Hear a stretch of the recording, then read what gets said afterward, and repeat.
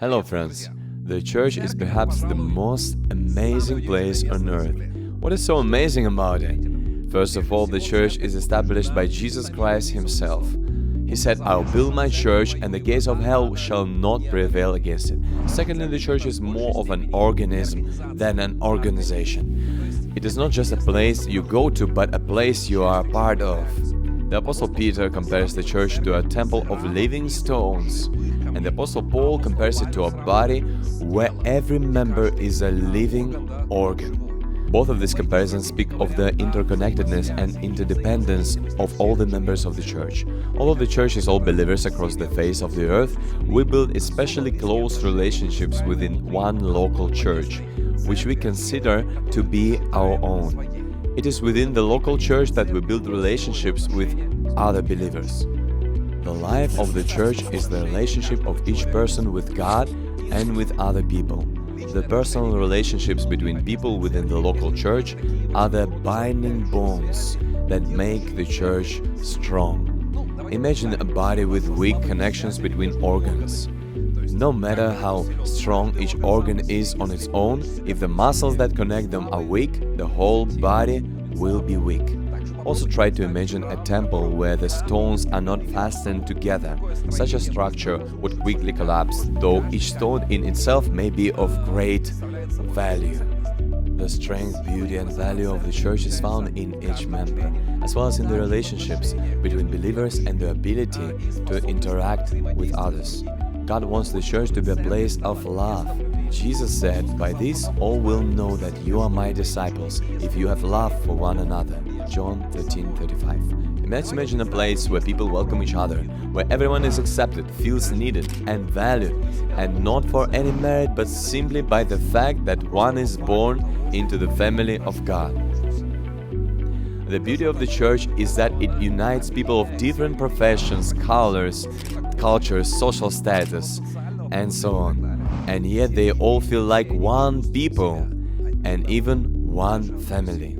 They are ready to help, care, pray, and participate in each other's lives. The New Testament texts urge us to comfort one another, honor one another, accept one another, encourage one another and build each other up, forgive one another, exhort one another, teach and admonish one another, and many times it says love one another. Love is always an action directed toward another person for their good. Also, in our churches we talk about the church as a place of inspiration. What does that mean? The church is a place where a person grows in faith, develops the relationship with God, and also finds out their God-given potential. And this is where we help and support one another. We rejoice with those who rejoice and weep with those who weep. There are times when someone is going through a difficult period of life and other believers support their faith, help them find the best way out of the situation. Inspire them not to give up. Coping with difficulties is easier when you have friends around you who believe alongside with you.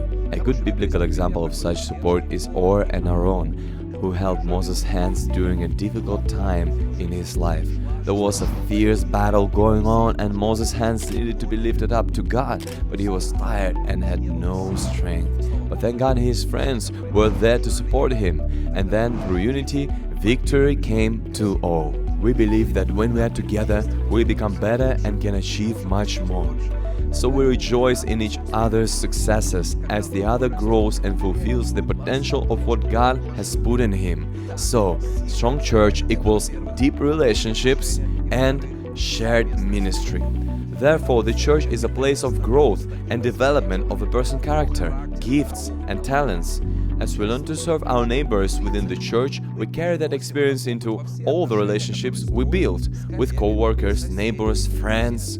We serve God by serving people, and the realization of our gifts is not only about self-realization, but about serving those around us. In this way, the church becomes the light of the world and the salt of the earth, as Jesus said.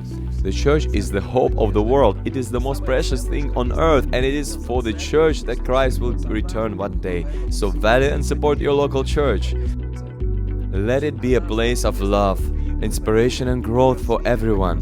Build relationships, even though it's not easy. Through relationships and ministry, we'll build a strong church where everyone can experience the vibrant life with God. In closing, and trying to summarize what I said above about the church, I think of a team analogy. I used to play football and even captain a team. A team is not just a collection of individual players. Real teams are strong not only in the gifted individuals, but in the spirit and in the relationships that exist within a team. A team is a coming together of different characters, talents, gifts, skills, temperaments, all together for a common purpose. The unity of our soccer team was not built on sameness, but on the fact that we were all different but complemented each other. The tallest was usually the goalkeeper, the fastest and most agile were attackers, the physically strong were defenders, and the ones with great stamina were midfielders, in order to be able to help both in defense and in offense. In the same way, the church becomes strong and able to win when unique individuals are able to build relationships and serve together. Once again, the church is strong by the depth of relationships and the ability to serve together. Each person in the church is important both in the individuality and the gifts. God wants to unite us into one body so that we can work together to do a common work. Not as in the famous fable by Ivan Krylov, when the swan, the crab and the pike pull the cart in their own direction. The church is not a place of strife, squabbling or defending ambitions. Yes, there will be differences of opinion, but the maturity of believers is the ability to come to unity, build relationships in love and cooperate to serve God and people together. So my appeals to every believer are: 1. Love and support your church. 2. Build relationships with other believers. Start doing it yourself. 3. Seek to serve with others. And my advice is: be proactive. Take initiative. Don't wait for someone to start building relationship with you. Approach and get to know them instead. Don't wait to be invited to a cell group. Come yourself and you'll be welcome. Don't expect to be invited to a ministry. See if there is a need for help somewhere. And I'm sure there is a need. Build your local church, because the church is not where I go, but what I am a part of.